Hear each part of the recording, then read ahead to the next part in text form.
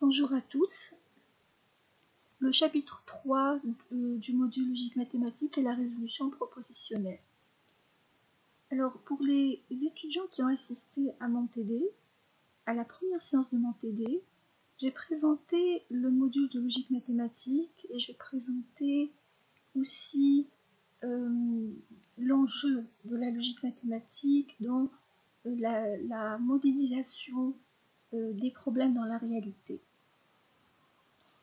Et dans mes TD, je disais toujours aux étudiants que lorsque je vous dis voilà cette expression ou ce raisonnement, cette expression de la logique propositionnelle ou de la logique propositionnelle formelle, peu importe, représente un raisonnement donné, sachez que ces raisonnements ce sont des problèmes de la réalité qu'on a modélisés comme ça avec et qu'on a formalisé avec la logique propositionnelle.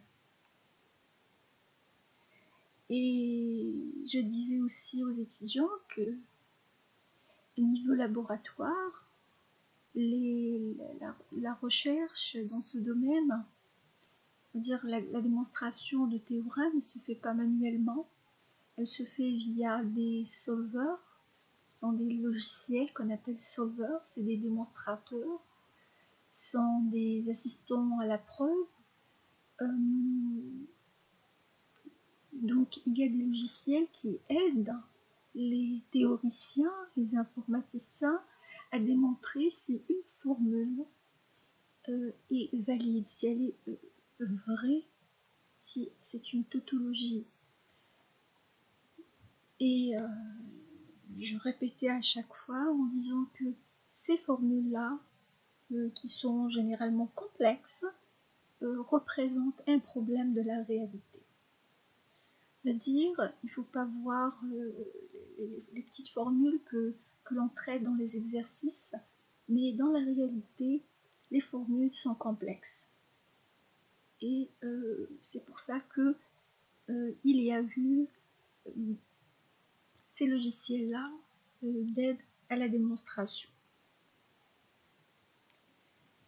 Ce qu'on a vu dans le chapitre précédent, on a dit que on peut déduire A à partir de H.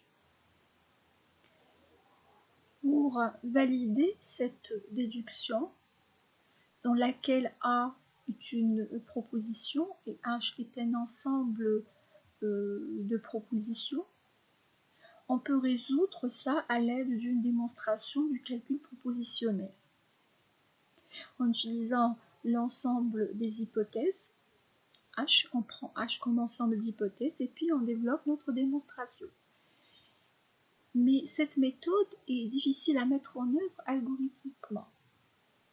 Donc pour arriver à implémenter cette démonstration de théorème, elle est très difficile à mettre en œuvre et passer par l'étape de vérité. On avait dit que par l'étape de vérité, ça devenait très lourd dès que le nombre de variables est grand. Donc, on a pensé à une autre méthode qu'on appelle la résolution propositionnelle. Et la résolution propositionnelle, ou la démonstration par la résolution propositionnelle, elle nous permet de démontrer les théorèmes par ordinateur. Alors, dans la suite de ce cours, on va définir 6 définitions qui vont être utiles pour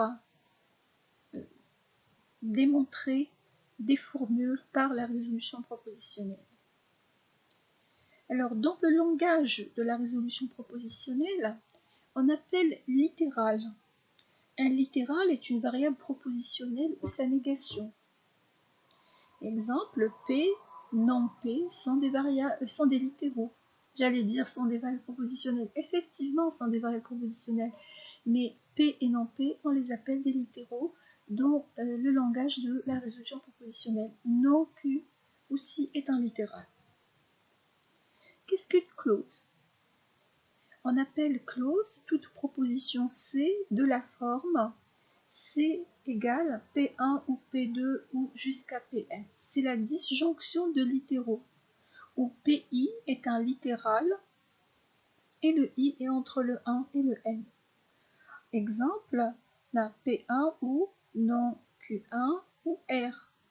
Par exemple, non P1 ou P1 aussi est une clause.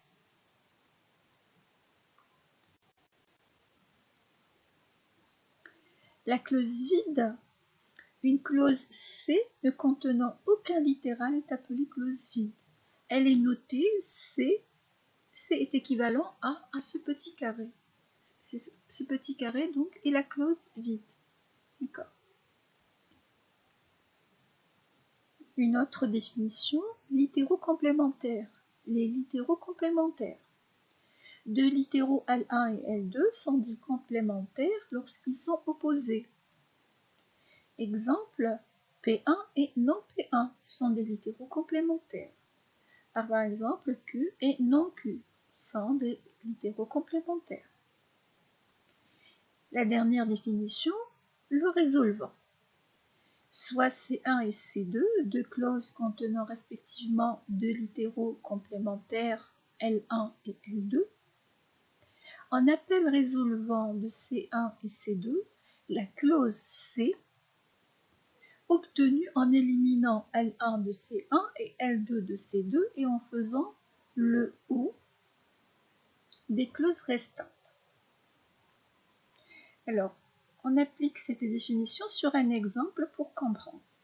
On nous dit on a deux clauses, C1 et C2 par exemple. Avec C1 donc est une clause. La clause c'est une disjonction de littéraux. C2 est une disjonction de littéraux. Et on nous dit entre ces deux clauses, on a deux littéraux complémentaires. C1 contient P, C2 contient non P, donc on a L1 et L2 sont des littéraux complémentaires. L1 c'est le P, le L2 c'est non P. D'accord. Et on vous dit, on appelle le résolvant de C1 et de C2 la clause C qui est obtenue en éliminant les littéraux complémentaires, en éliminant L1 de C1, en éliminant L2 de C2 et on obtient par la suite la disjonction des littéraux restants. Ce qui nous reste lorsqu'on va éliminer P, c'est le R. Ce qui reste lorsqu'on élimine non P, c'est Q. Donc, on va obtenir R ou Q. On donne un autre exemple pour terminer cette première partie du cours. Alors, C1, première clause, non P au Q. C2, non P au R. Entre C1 et C2, on ne peut pas avoir résolvant. Il n'y a pas de littéraux complémentaires. Donc on nous dit il n'y a pas dans C1 de littéral ayant un complémentaire dans C2. Donc il n'y a pas de résolvant entre C1 et C2. Il n'y a pas de résolvant entre C1 et C2. On se retrouve dans la deuxième partie de ce cours.